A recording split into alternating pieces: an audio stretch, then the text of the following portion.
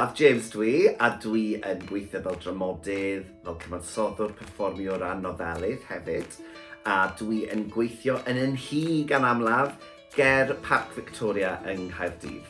Fi'n gallu byw a bod ym myd y dychymyg, a mae hwnna'n beth ofnadw o ffantastig. Mae bod yn greadigol yn beth ffantastig, dwi wrth fy modd yn gallu archwilio emosiynau, archwilio cymeriadau, stori, archwilio pob math o bydoedd gwahanol hyd a lledrith os dwi'n bod. Dwi'n gallu dianc o reality bywyd a mynd i unman, a mae hwnna, mae rhaid gweud, yn fraint bod fi'n gallu gwneud na.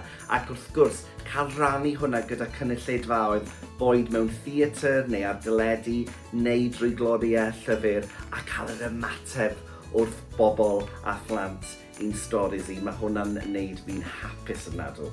O, mae pobl yn gofyn o le wy'n cael yn syniadau yn aml iawn, a maen nhw'n dod o gyfeiriadau gwahanol, maen nhw'n ambell waith yn dod o rhywbeth dwi wedi profi mewn bywyd, maen nhw ambell waith yn dod o rhywbeth dwi'n ei glywed, mae ambell waith yn dod o'r is-ymwybod heb i fi hyd yn oed sylweddoli o le mae fe'n dod, neu rhywbeth dwi wedi ddarllen, neu rhywbeth mae rhywun yn gweud. Ac yn aml iawn, mae bron fel petai sawl hadyn bach gwahanol yn dod at ei gilydd o gyfeiriadau gwahanol, a mae'r goeden yn dechrau tyfu heb i fi hyd yn oed sylwi, ac yn fwy hir, mae wedi tyfu'n fwy ac yn fwy ac yn fwy, a wedyn mae rhaid i fi sgwennu am y goeden greadigol yma.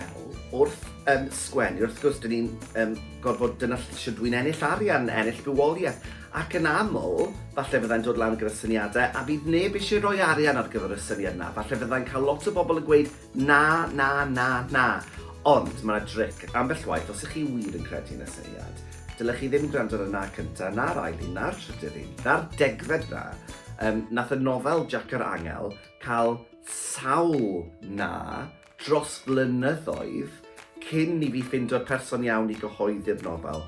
A wedyn nath hi mlaen i ennill wobr tir na nog a'i chategori yn llyfr y flwyddyn. Felly mae rhaid i chi gredu yn eich syniadau chi a dal i wthio.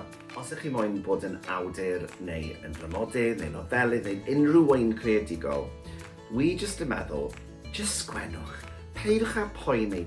Os oes na leisiau bach yn eich pen chi'n gweud, dyw hwn ddim yn ddigon da, ti ffili neud hwn, neu, mae'r frawddeg na'n ofnadw. Gwedwch wrth y llais na, cerwch o yma. Dim gwad, dwi'n cael y lleisiau na o hyd, ond mae rhaid i fi wedyn anwybyddu'r lleisiau a jyst rhoi rhywbeth ar bapur. Unwaith mae Darllen wag, ddim yn wag ragor, mae dych chi ddeunydd. Ac unwaith mae dych chi ddeunydd, mae dych chi rhywbeth i ware gyda, ac unwaith mae dych chi rhywbeth i ware gyda, chi'n gallu ailgreu, ailwampio neu beth bynnag, a dyna sut mae sgwennu nofel. Chi'n dechrau yn y dechrau, a chi'n mynd gan bwyll bach, nes bod y stori yn dod at ei ddiwedd, a wedyn chi'n gallu mynd nôl i'r dechrau a gael sgwennu. Ond mae'n gymaint yn haws pan chi wedi cyrraedd y diwedd yn y lle cyntaf.